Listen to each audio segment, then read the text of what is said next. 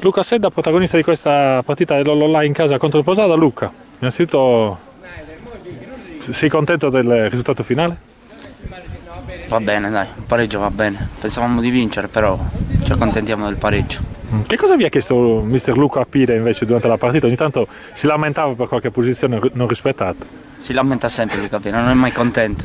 Grida perché fa freddo qui all'Ololà. Sarà per quello, ma noi credo che abbiamo dato il massimo. Continueremo a darlo fino a salvarci e speriamo di farci.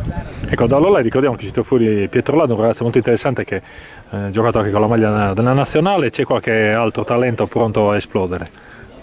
Cavoli, ne abbiamo talenti, giovani. Facci qualche nome, così ti guadagni. Andrea Daglio, Ecco, Alessandro Bus, sono giocatori fortissimi, poi il capitano Torres Zende, sono proprio giocatori fortissimi. Lo Zidane della Barbagia. Sì, quello è Salvatore Zende. E invece del campionato delle altre scuole che ti ha colpito? Secondo me il giocatore più forte è De Cortes, l'ho marcato, è immarcabile, è proprio una bomba. In cosa devi migliorare invece tu?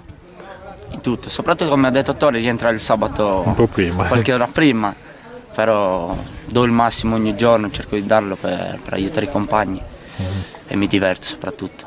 E la domanda più importante è: che cosa significa difendere la maglia della scuola del proprio paese? Una cosa bellissima, ho sempre sognato da quando giocavo a Gavoi nei giovanili, speravo di arrivare qua, volevo giocare con la maglia dell'Ololà perché era il mio sogno, diciamo, il mio sogno.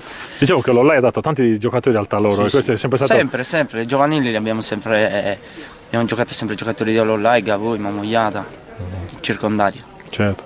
Benissimo Luca, ti ringraziamo, complimenti a te e a tutti i ragazzi che giocano per la maglia del proprio paese e in bocca al lupo per le prossime partite. Grazie a te.